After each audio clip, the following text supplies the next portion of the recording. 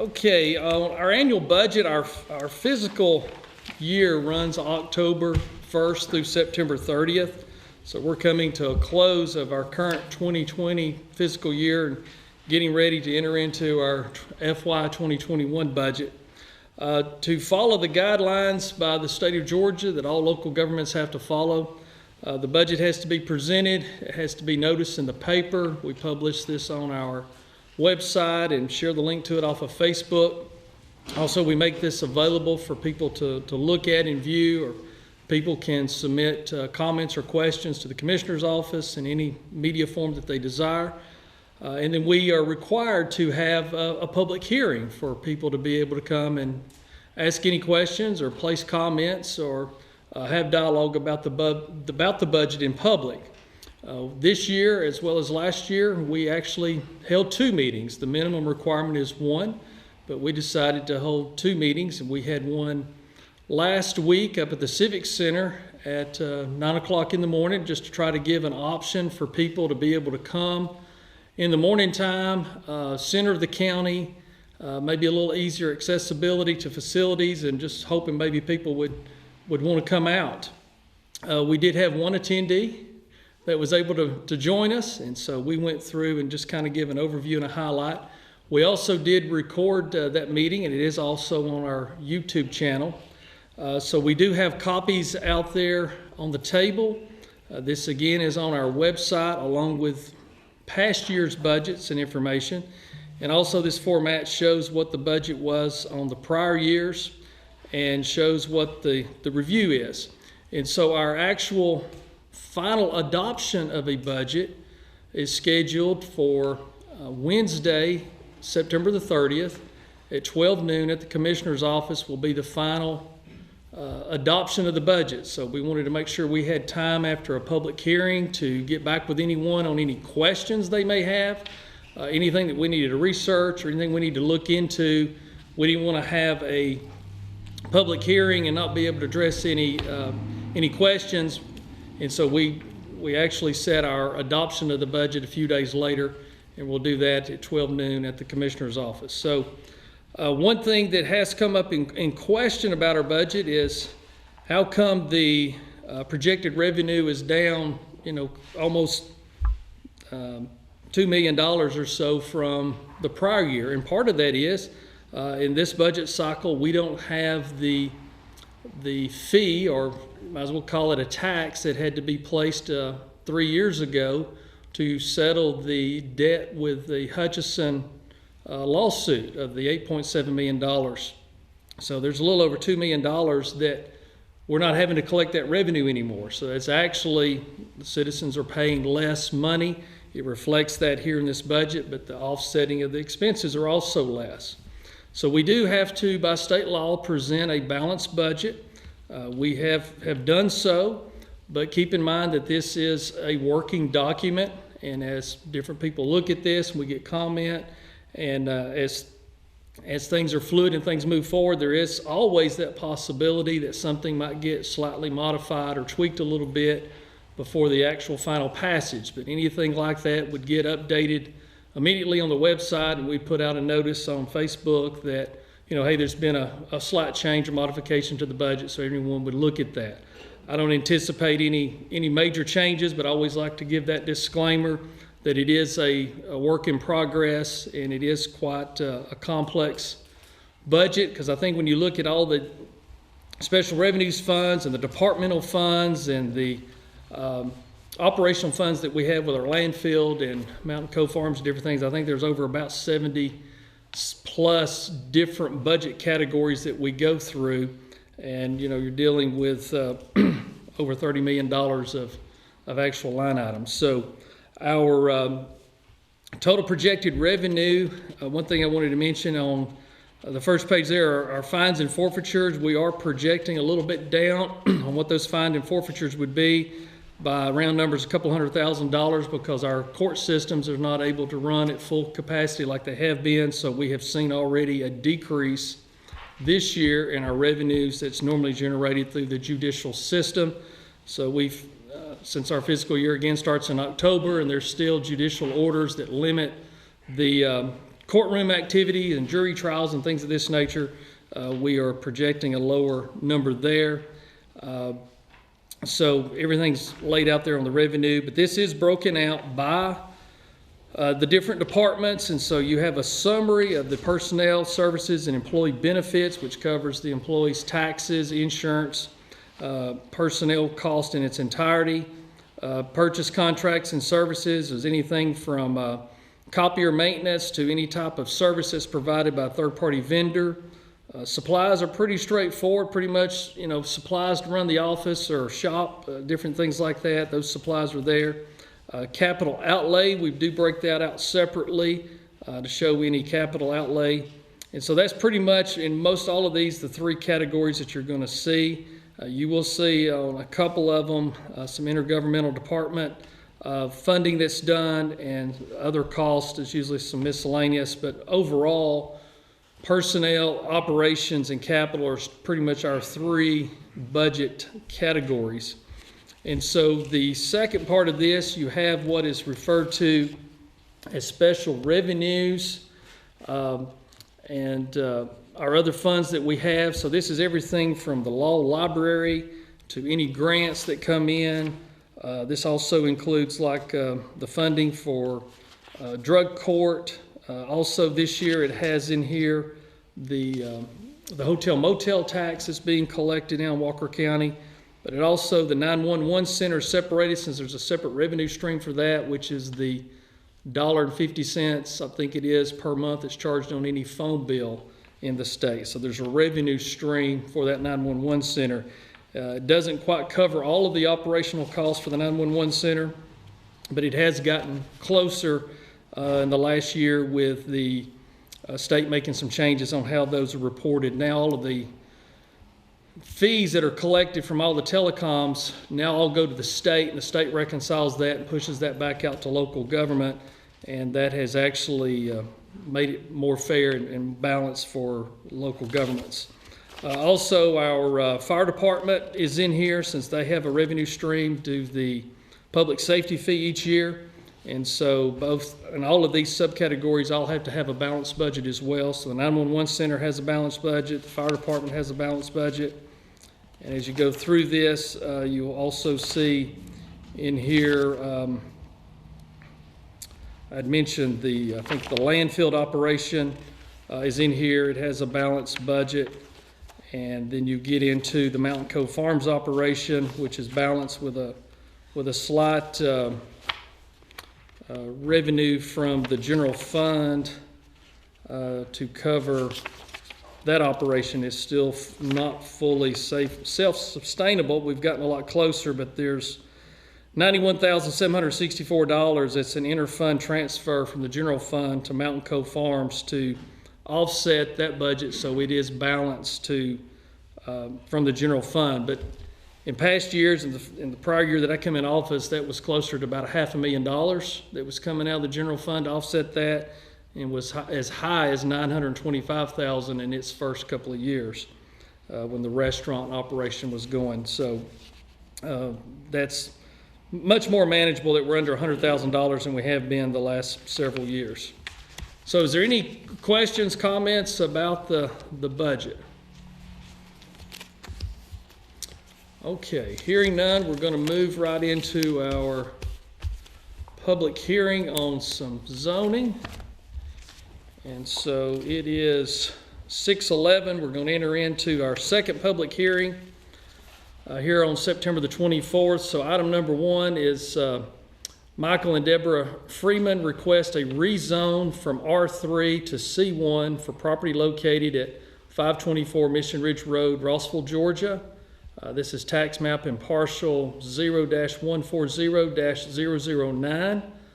The first public hearing was on September 17th at the Planning Commission office. So is there anyone here tonight that wants to speak in opposition of this rezone request from an R3 to a C1? Any opposition tonight? Okay, hearing no opposition, is anyone here that wants to speak in favor of this or has anything additional to add? Okay.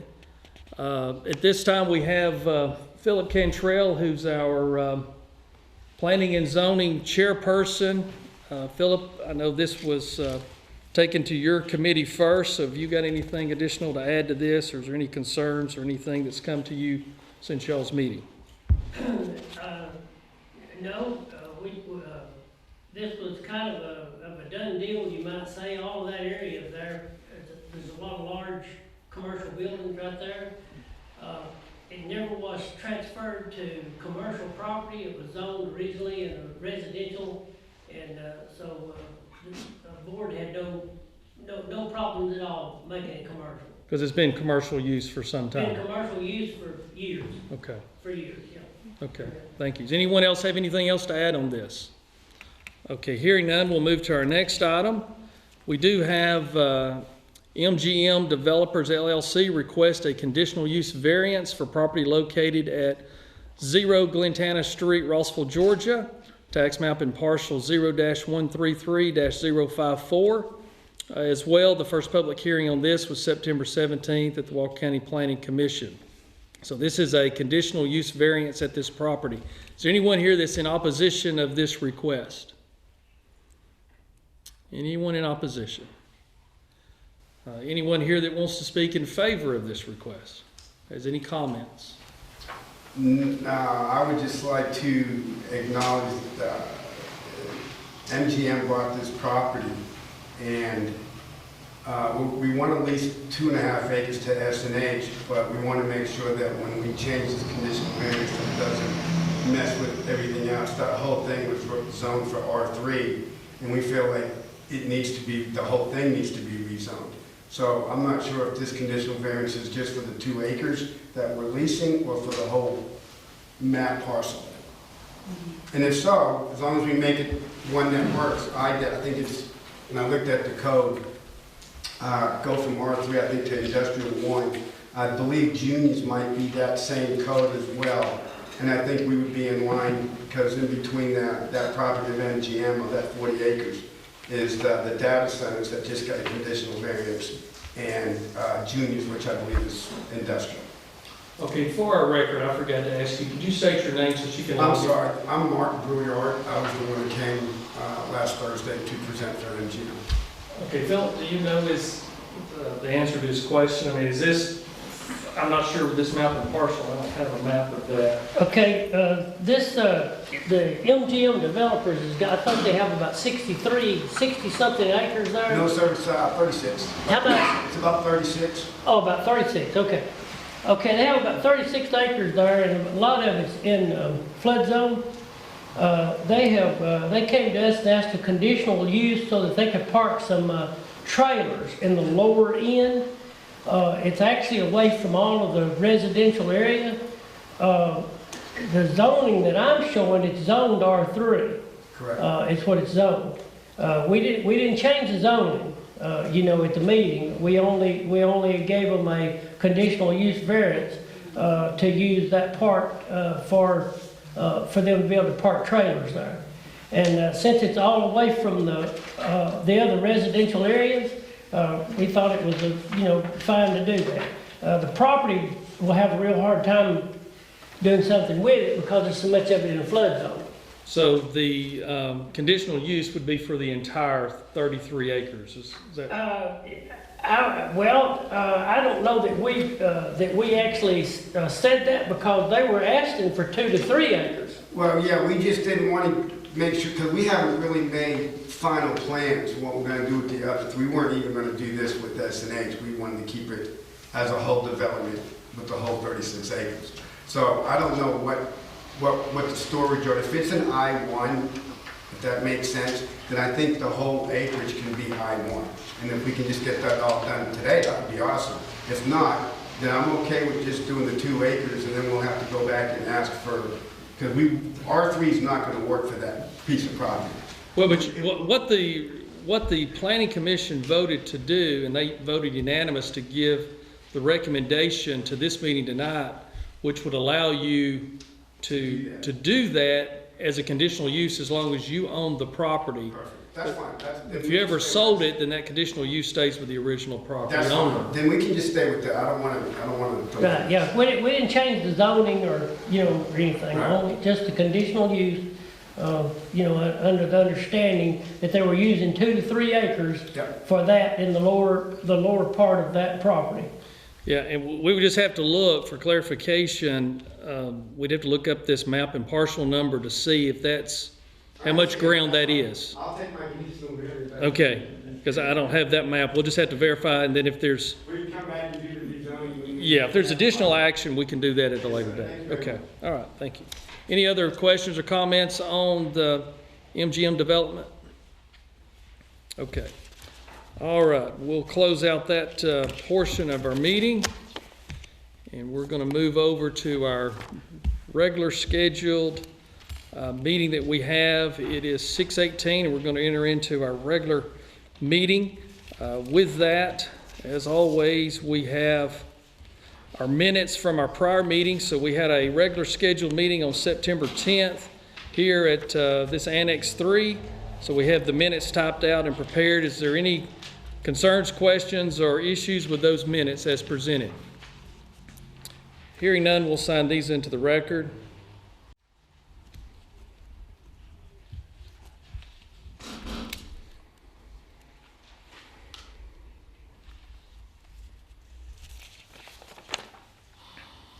Okay, and then on September the 17th, we did have our public hearing that we had at the Walker County Civic Center in Rock Springs, where we had a public meeting to discuss our budget. So we have the minutes from that meeting as well. Any questions, concerns, or issues from that?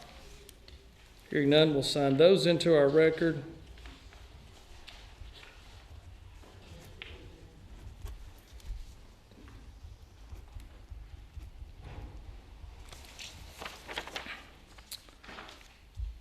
Okay, we're going to get down to the first item on our agenda under new business. This is Resolution R 2420, proposal for a 911 emergency and non-emergency ambulance service. This was project 2020-EMS1. I'll give y'all just a little bit of background on this before I read this resolution.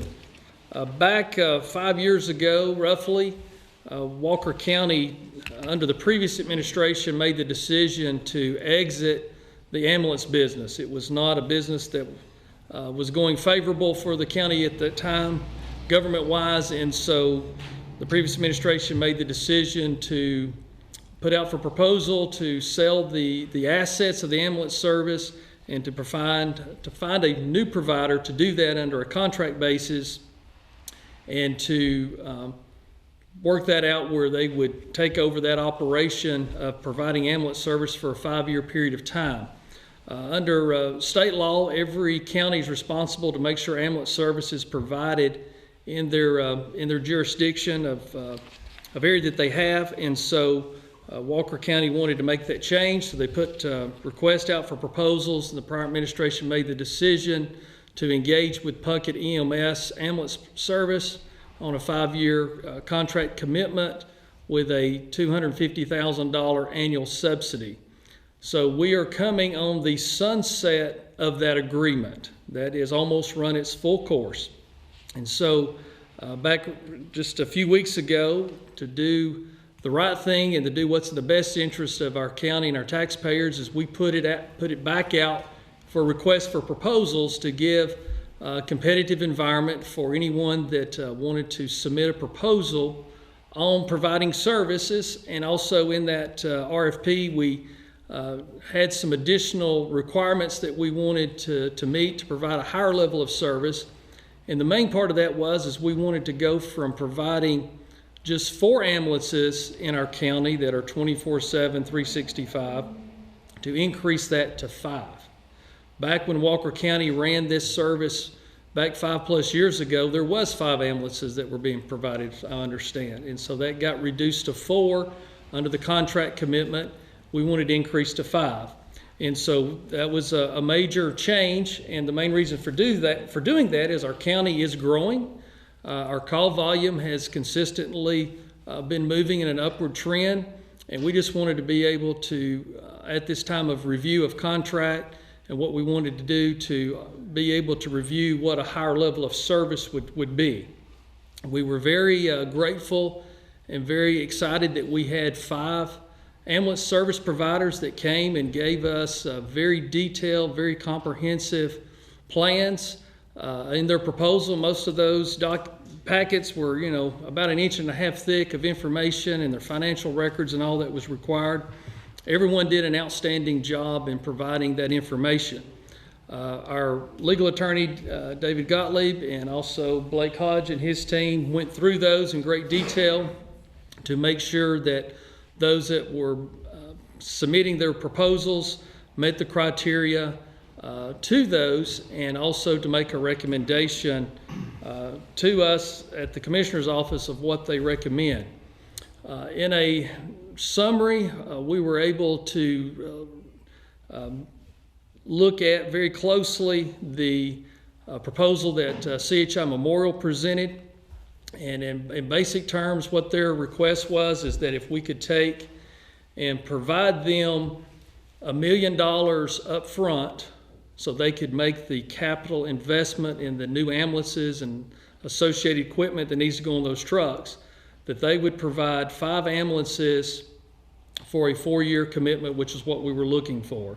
So that would keep us, if you do the math, that's still at $250,000 a year average, which would equal that $1 million, but they're just needing those funds up front in order to buy the equipment.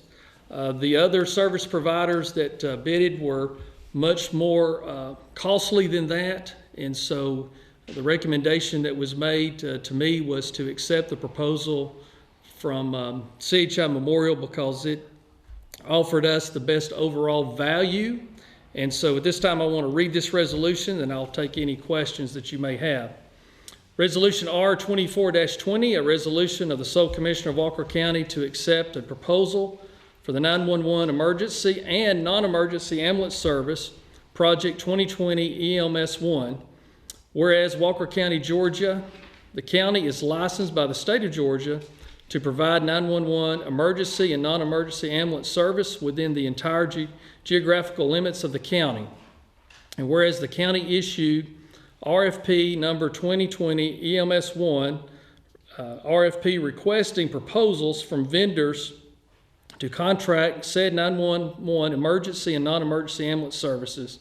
And whereas the county has reviewed all proposals submitted by the vendors, and whereas the county has made the decision that the most responsible, responsive, and reliable vendor that satisfies all the requirements set forth in the RFP is CHI Memorial Hospital, Georgia, Inc., DBA CHI Memorial Hospital EMS, known as CHI Memorial Hospital EMS. Therefore, be it resolved by the sole commissioner of Walker County, Georgia, that the RFP 2020 EMS 1 is accepted from CHI Memorial Hospital EMS, contingent upon the county and CHI Memorial Hospital EMS executing a contract pursuant to the provisions of the RFP.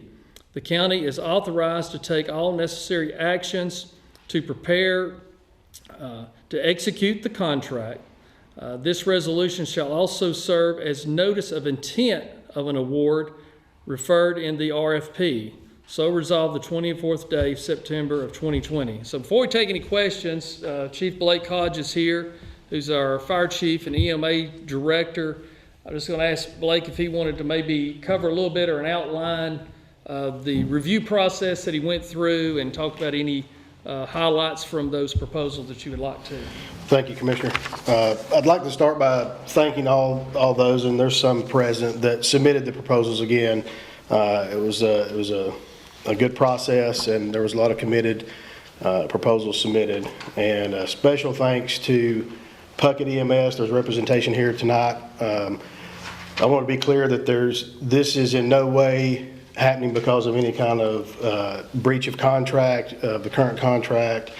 There's been a professional service provided by Puckett EMS over the last 4.5 years, but as you mentioned, we have to do our due diligence for the citizens, and the review process, my review is based on the overall subsidy that was presented, which is the cost to the county, the regional stability from each one that submitted, the experience in EMS, experience in their 911 experience, the ability to support Walker County with the expanded services they provide regionally. And one thing that we also put in there, we added the 5th ambulance, but we also will now have a 24-hour shift supervisor for the EMS, which is a component that was not in the contract previously. So that's a big addition. So in reviewing, not only was the subsidy strong for CHI Memorial, but standing out to me is the regional stability that they have. They're hospital-based, and not only in Chattanooga, but our local hospital. So I'm looking forward to expanding on that relationship, and I believe that we will see successes in the future as a result. Anyone have any questions tonight about this? Just one quick question. When you said that we had to pay the $1 million up front for the contract, oh, I didn't know. Yeah, come on up here, please. Yeah, thank you. Yeah, sorry about that.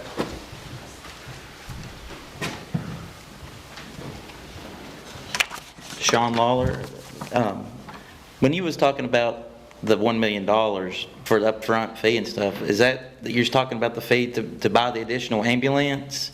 Well, Because you what their said, proposal was is they need that upfront capital so they can buy all new equipment for servicing Walker County. And so for them to give us a very aggressive proposal to offer the higher level of service and more units, they needed to be able to have that capital up front. So it made sense to us financially to do that, because our average annual expenditure and investment for that is going to be the same. But as the chief mentioned, we're going to get a supervisor on staff and also that 5th ambulance, so it's going to bring a lot more value. so was that in our budget right now, or is that going to be in the next year's budget? Because I was trying to look into that. Yeah, we're going to actually take and expend that out of our current year budget. Okay, that's what I was wondering, because, I just don't want, a big mess to, Oh, yeah, no, it's not going to put us in a Nothing financial like the jeopardy. Hutchison debacle. Oh, no. No, Thanks. we've got the cash money to do that. That's a great question, but we won't be taking on any debt, and it won't put us in a financial That's what I bind was wanting to do that. wanting to know, because Sure. I was wanting to know with us having to pay for it and everything. I just didn't. Sure, no, we're in a good position. We're able to do that. 3 years ago, we would not have been able to do that, but we are in a position where we can do that today. All right, thank you. That's all I had. All right, any other questions or comments on this? Okay, I'm going to go ahead and sign this resolution into the minutes, and then I'm going to invite, if they want to make their way on up, the folks from CHI Memorial, and we'll let them come up here to the podium if they want to bring their team up and make a few comments.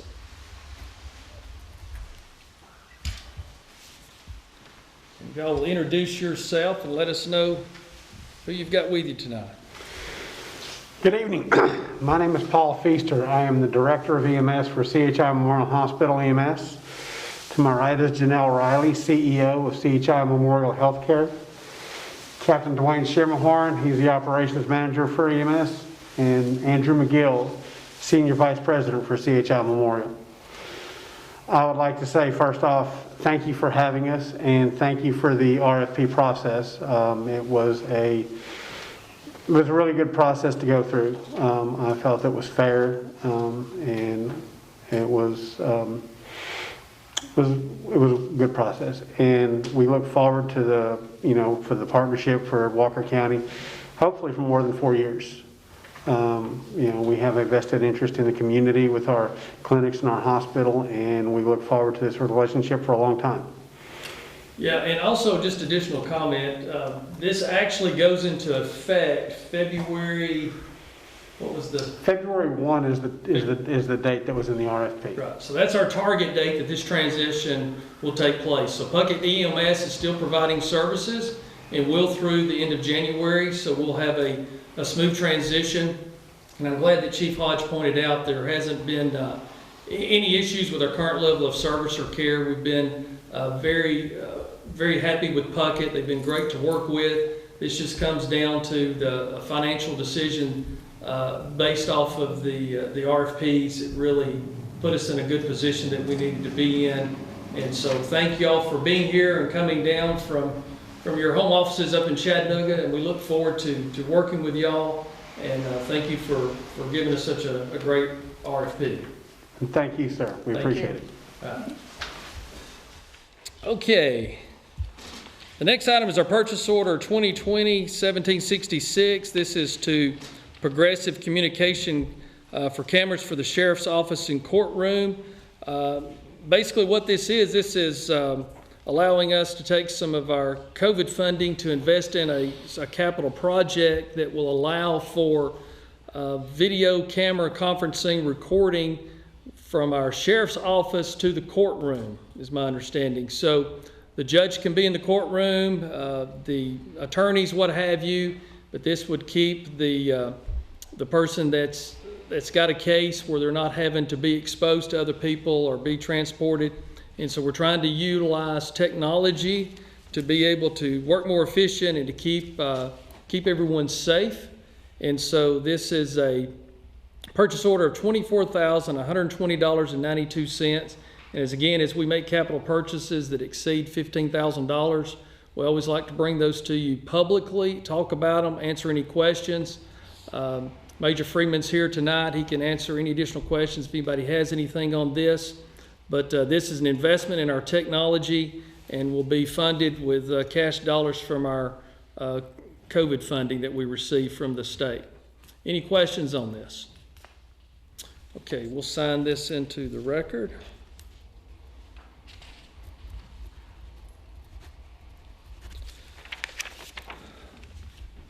Okay, the next item is purchase order 2020-1825 to Southern Emergency Products LLC for new vehicle equipment for the Sheriff's Department. Back a couple of months ago, we were able to approve a purchase order for some new police vehicles. They're Ford Explorers. That's coming in. I'm assuming that's what this equipment here is for, is to go in those vehicles. I actually had a conversation today with the dealer about something totally different. He told me 7 of those vehicles have come in, so we're very excited about the Sheriff's Office getting those and getting those equipped. But this is Southern Emergencies products for $32,690.38 for new vehicle equipment for the new vehicles that have been purchased. And this is in their general fund budget, so this will also be paid in cash and come out of their capital operating budget that's been approved. But again, being over $15,000, we like to bring these publicly so you as citizens can ask questions and understand how your tax dollars are being invested. So is there any question or comment on this purchase order for this equipment? Okay, hearing none, we'll sign this into the record, approving this. Okay, the next item we have is the consideration that we heard earlier for application from Michael and Deborah Freeman requesting a rezone from R3 to C1 for property located at 524 Mission Ridge Road, Rossville, Georgia, tax map and parcel 0-140-009, recommended for approval by the Planning Commission at the first hearing on September 17th. We've had no one come forward during this public meeting or at the Commissioner's office with any opposition, concern, questions about this. And it has been stated it's already been commercial property for years. It's there on a main road, there on Mission Ridge Road, around other commercial properties. So we're going to go ahead and approve this as it's submitted.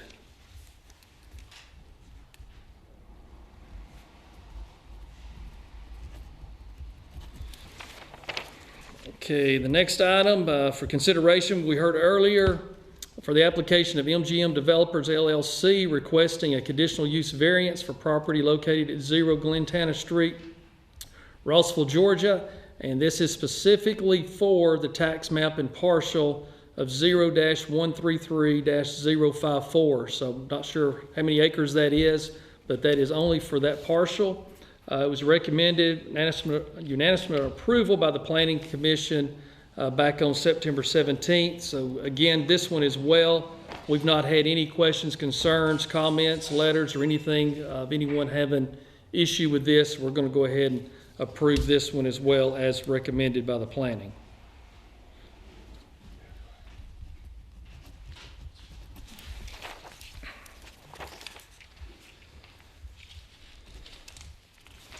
Okay, at this time, we're going to officially adjourn our meeting, but as always, we do leave the floor open for anyone that would like to come up and make public comment at the end of our meetings.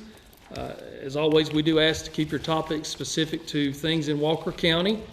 We will allow you up to about 5 minutes to come and speak publicly. We do ask you that you do come up to the podium so we can get you on film so everybody at home can see and hear. So is anyone that would like to come up and make any comment at this time? Okay, yes, come on up.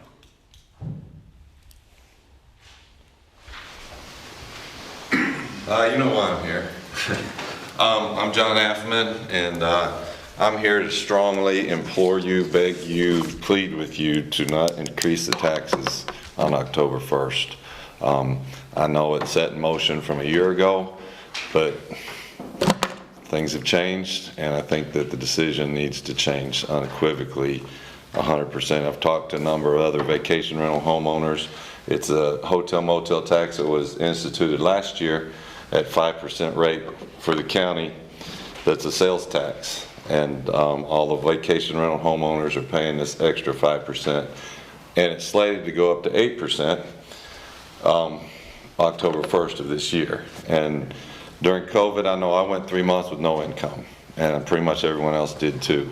And it's, in order to survive, everyone's cut rates because people are just saying, what kind of discount are you giving if I'm going to come?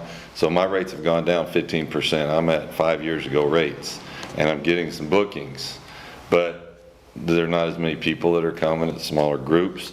It's a big difference. And VRBO and Airbnb have both gone to where now they're paying the state of Georgia the taxes. So they collect the taxes at the booking, and even though I have 13% down, they only collect 8% because they'll only pay the state taxes. So people are paying 8% taxes, but there's no 5%. I'm paying the 5% out of what they're paying me. Okay, because they won't collect 13%. They only collect what the state does. They say, you know, what the county does is different. So that 5%, you know, is huge. So just for example, the month of June or July, had a good month, finally got some income, and I come to Walker County and I write a check for $1,000 for this 5% sales tax. And I'm sitting there going, I need this $1,000 for a lot of things. What am I getting right now for this $1,000? And the answer is nothing. I mean, literally, there's no events, there's no tourism, there's nobody that can come because people aren't traveling. And you know, and you know, I'm sitting there going, I need this money. I had to take an SBA loan to stay afloat. And you know, and I've talked to a lot of other people, and they're saying, you know what? I'm not even going to bother talking about it because it's not going to make any difference. They're not going to listen. It's not going to change anybody's mind. And that's the general perception of people that run vacation rental owners. And I'm here saying, you know, I don't think that's the case. And I know I shared with you before, on average, I bring in 1,500 people a year to Walker County that would not come. And they stay an average of 3 days. And they spend all their money. They buy all their food, you know. And that's a significant thing, and I've had 2 realtors come out to give me estimates on selling. And, you know, I understand, you know, when we set it in motion, when y'all did it, you know, it was 5%, and you agreed to, it was gonna be 8, and agreed to wait a year and go up, you know. But I really, and I came in a couple months ago and said, you know, I really want you to think about this, and, you know, what actually needs to happen, because right now small businesses are fighting for their life, and a tax increase is just, I don't know of anyone that's doing tax increases right now. I mean, everybody's saying, you know, what can we do to help small businesses? And so my question to you is, what needs to happen to stop this from taking place? Let me give everybody a little bit of a background on this. This started, like you indicated, a little over a year ago. We are one of the few counties that did not have a hotel motel tax. Even our cities within our county have hotel motel taxes, and our surrounding counties and the cities in those counties for the most part have a hotel motel tax. And so we reached out to all of the Airbnbs, which is mostly what we have in our community, and had a couple of meetings that were well attended by the owners and operators of those. And we actually worked with them and fulfilled some of their requests that they wanted. We were looking at starting it much earlier than it was originally adopted, but they provided a good case that they'd already had bookings and deposits and had already made commitments out through the summer months. And so they asked if we would delay that and start in October of 2019 at a reduced rate. So we were going to start, I think it was maybe like May or June, at the 8%. We worked with our business owners and waited till October and started out at 5%, but with the understanding and what was adopted into the ordinance that in 1 year it would go to 8%. And I think over 30-something states, the online facilitators, the Airbnbs and HomeAways and those different things, collect the hotel motel tax because there's state legislation in those states that require that to be done just like their sales tax. The state of Georgia, most likely there's a strong chance may pass that legislation this year. Last year they passed legislation that all facilitators that are selling merchandise, that they collect the sales tax. And so companies that are facilitators like Amazon as an example, if you buy something through Amazon, if it's owned, operated, and sold and distributed by Amazon, they were charging you the tax. But if I was a third-party seller in another state and I was using that portal as a facilitator for that sale, then they did not charge the sales tax. So the state of Georgia made a change in the law and said that all facilitators that sell merchandise would charge the sales tax, and they all immediately did because they all had the software and the capability to do it. And the governor signed it like in February to be effective April 1, and you know, everybody did it with no problem. That same thing I feel like this year is going to happen with the state of Georgia on the hotel motel tax, because there is legislation that's being proposed to the legislators to do that, because it is an add-on. Taxes are not meant to come out of the operator's pocket. Just like when you go to a hotel on vacation, or Chattanooga or Fort Oglethorpe, or even here in Lafayette, Georgia, and you get on your bill, you're going to see a sales tax and you're going to see a separate line item for hotel motel tax. And so what we have seen, we did see a little bit of a dip during those first 2 or 3 months when they were telling everybody not to travel, to stay in place. But what we've also have seen is the last 2 months have been record collections. And as you indicated, you know, you've also had a couple of good months. And so people are wanting to get out and people are wanting to travel. And I think my theory is that most people think, hey, if I can go to an Airbnb or more of an exclusive location, they can do more social distancing from going to a hotel or to bigger resorts. So I think it puts the Airbnb type properties in a good position. I was at the Macklemore property today up on Lookout Mountain. They have 7 houses that they rent out for people coming into Walker County for golf and different events. They have 9 more houses under construction that they can rent out because they are booked up and they're having to take bookings and actually have those people transported and stay in other locations outside the county. So we did look at this, we studied this, and we felt like since the market had come back and that we had implemented and put this out a year ago, that it is going to move forward October 1st. Well, I'd like to just challenge a couple of things that you said. First of all, I gave you the numbers last time about the amount of counties that have the tax, and the vast majority of counties in Georgia are at 5%.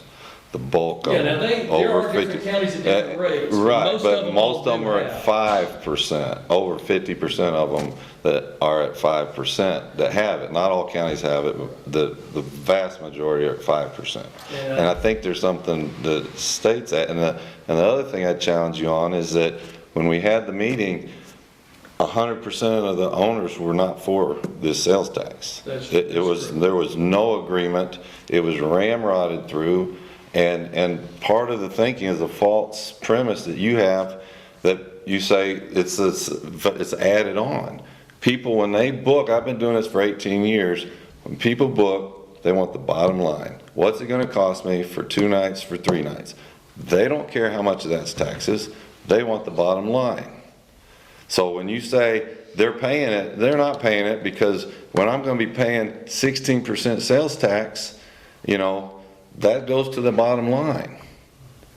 And like I said, I had to go way down in my prices just to stay afloat, and I'm now paying 13%, so that's another 3%, and there's not a whole lot of businesses that can survive when you're talking about, we're taking 8%, and the question is, so far, what has Walker County been able to do with that money? Nothing, right? Well, those are earmarked designated funds. Right. Have to be, because you want to reinvest it back into tourism in Walker County. So those funds have not been used for anything else, and they will be used appropriately. But is there, what I'm saying is, I don't understand why you're saying you can't say 5%, we're getting money in, we've got this budgeted for 40,000, you're gonna get that at 5%. Why, I mean, why does it need to be 8%? That's what we compromised But that was before on. COVID. And I know everybody wasn't 100%, but the overwhelming majority of the stakeholders asked and requested that we wait till October. And then review after a year, And which, they and I asked that specifically said, we wait I hope that we another sit year. down and assess after a year and see where we're at before we, go forward with that. I mean, I specifically said that, and you nodded your head, yes, we'll do that. And I just don't see, I mean, I don't understand, But we have reviewed that internally, and the last 2 months have been record months.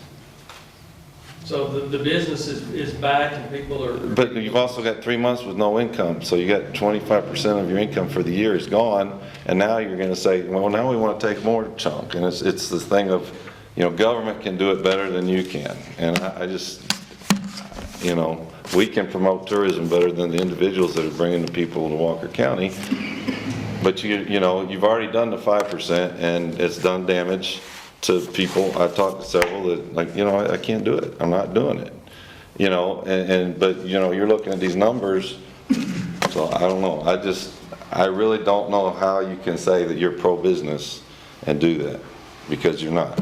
It's not true. Yeah. Thank you. Anyone else? All right, well, we appreciate everyone coming tonight. Be safe in the rain, and we look forward to seeing you. If you want to come on September the 30th, it will be at noon, and it will be at the Commissioner's office over here on Dick Street, where we will adopt the final budget. And I know we're going to have a couple of other purchase orders on there as well that I understand. So we will get that agenda posted by Monday at the latest, so y'all will see that agenda. So thank you, and look forward to seeing you real soon. Y'all have a good evening.